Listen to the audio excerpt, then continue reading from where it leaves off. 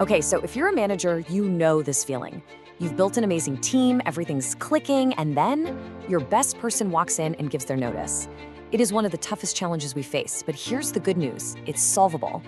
Today, we're gonna break down a playbook for how you can cultivate an environment of true excellence, where your best people don't just stay, they thrive. So let's start with the big question, the one that probably keeps you up at night. Why do they really leave? And spoiler alert, it is almost never just about the money. The real reasons, well, they're usually much deeper. They're tied to things like growth and purpose and the actual environment that you create as a leader. And that's exactly what we're gonna dive into. So here's our roadmap for today.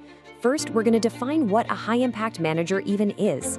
Then, we'll get into inspiring leadership and a really cool section on influencing positive behavior. After that, we'll talk about nurturing potential and loyalty, and we'll wrap it all up by aligning everyone's personal growth with the team's big goals. All right, so the very first step, and honestly, this is the most important one, it's a fundamental shift in how you think about your job. Traditional management is all about tasks and projects and timelines, but high-impact management, that's all about developing the people who actually do those tasks. When you get this part right, trust me, everything else just starts to fall into place. This quote just hits the nail on the head. It perfectly captures the whole philosophy. See, keeping people, that's not the main goal. It's actually the result of doing something else really well. When your entire focus shifts to helping people thrive and really contribute at their absolute best, keeping them on the team just becomes this natural positive outcome. So where do we even begin? Well, it all starts with inspiring leadership. And look, this isn't about being some super charismatic, rah-rah kind of boss. It's really about building the fundamental trust and motivation that everything, and I mean everything your team does is built on. Think about it this way. Your leadership style basically sets the weather in the office. It creates the whole vibe. Is it a place where people feel energized and empowered? Or is it a place where people are just watching the clock, waiting to go home? Your actions as a leader are the single biggest factor in that whole equation.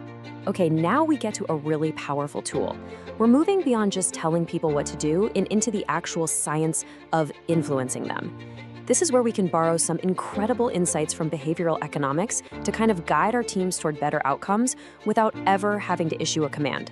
So, what does this actually mean day to day? Well, it means instead of demanding a certain behavior, you design an environment where the positive choice is also the easiest and, frankly, the most appealing one. You're working with human nature here, not fighting against it. It's subtle, it's respectful, and believe me, it is incredibly effective. Let's look at a perfect example, right? The mandate on the left, it just feels like a chore. It makes you feel resistance almost immediately. But the nudge on the right, that uses something called social proof. It frames the training not as a task, but as something desirable that all the successful people are already doing. It taps into that natural desire we all have to be part of a winning team. Same goal, totally different and way more effective approach. Influencing individual actions is a huge deal, for sure. But the next step is to build an entire ecosystem that's designed for growth. This is about creating a place where people don't just show up to perform, they actually want to stay for the long haul. This is how you build real, genuine loyalty. So how do you actually do that? Well, you can really break it down into 3 solid actions. First, make sure people have clear growth paths so they can actually see a future for themselves at the company. Second, and this is huge, foster psychological safety. That's just a fancy way of saying, create a space where it's okay to take smart risks and even fail sometimes without being afraid of blame. And third, make sure their hard work is actually seen and valued through consistent recognition.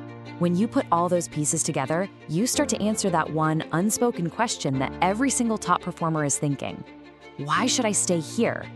And the answer isn't just a bigger paycheck. It's an environment where they know, without a doubt, that they're going to be supported, challenged, and genuinely appreciated.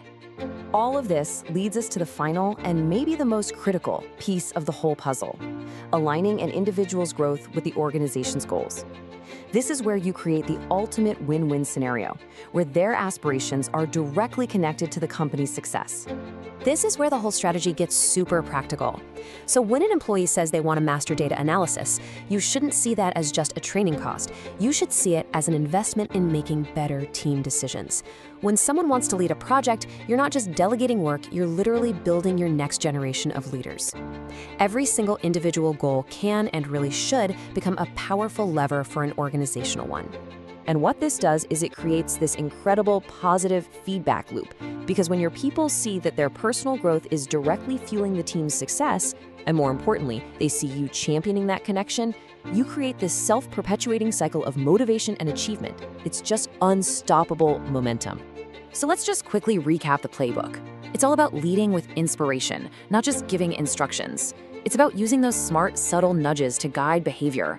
It's about creating a truly nurturing environment that builds fierce loyalty.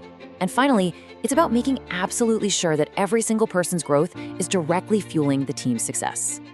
Okay, so theory is one thing, but action is what really counts, right? So the question I want to leave you with is this. Looking back at everything we just talked about, what is the one thing, the single small step you can take tomorrow to start becoming the high-impact manager your team truly deserves?